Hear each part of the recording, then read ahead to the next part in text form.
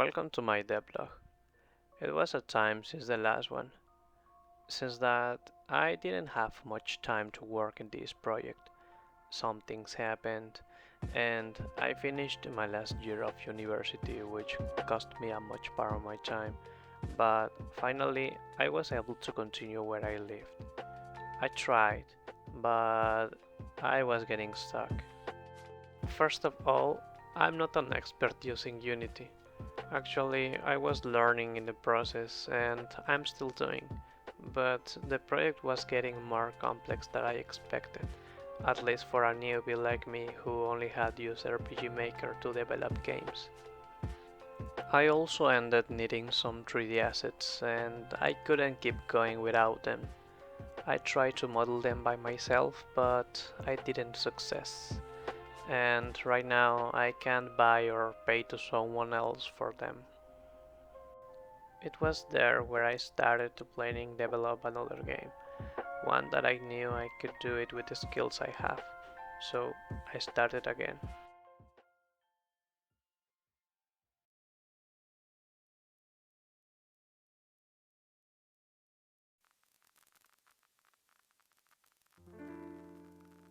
This time it's going to be a survival horror game for PC inspired by the Resident Evil classic games with a 2D graphics in a 3D environment, better known as 2.5D like Octopath Traveler. From that idea, I started to work on it. I decided that the art style is going to be pixel art. I always liked retro art style, so I'm not a biblios of it, and I'm not very bad at drawing. I did a little research for inspiration, and then I made my main character. I didn't want that the sprites was very complex in the most of the game to simulate a retro graphics, so I tried to make it have as few pixels as possible and at the same time trying that the character looks good. I made some animations like idle, walking and using a weapon.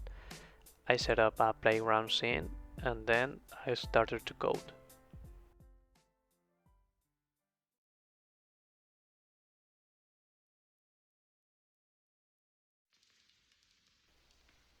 Right now, I'm coding the main functions of the game, such as the player control, menus, enemies, items, inventory, dialogues, and interactions.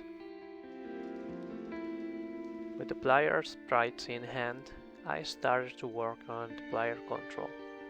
First, I made a code to move the player to the sides and another to aim. I'm trying to recreate the Resident Evil classic gameplay, but in a 2D game. So, like the classic games, you can't move while the player is aiming, but you will be able to turn side to aim to another enemy. For the camera, I wanted that follow the player with a smooth movement and stop moving when it reached a wall. I found a tool from Unity called Cinemachine, which helped me a lot to control the camera. The player can also run. I want that the game makes you decide which will be your best option when you find an enemy, in this case, zombies. If I can transmit fear when you meet one of them, I will have fulfilled my objective. That's what I want to even running have consequences like the noise that the player footsteps do could attract other zombies. As I said in my last devlog, one of the most common things in a horror game is the flashlight. I attached a flashlight on the player which will help the player to see around, but the player will be able to call the attention of zombies and other dangers.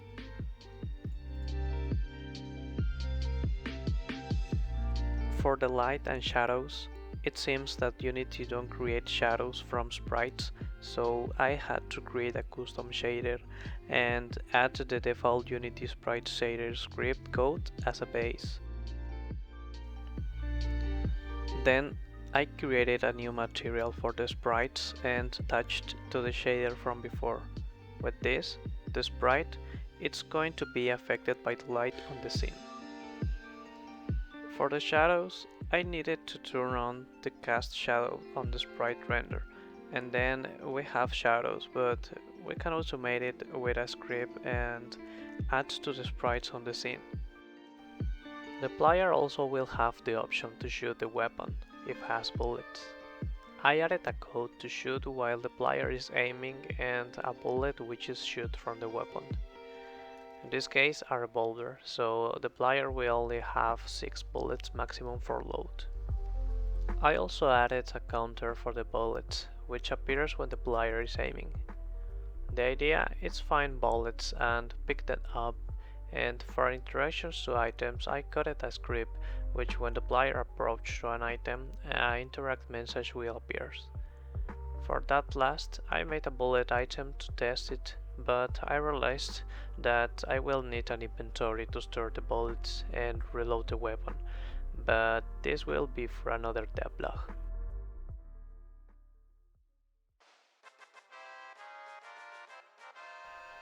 So yeah, that's it what I have so far. If you want to see more of this game, I will be uploading more stuff on my Twitter, Pibi Dev. I will leave it in the description. However, thanks for watching and see you in the next devlog. Bye bye.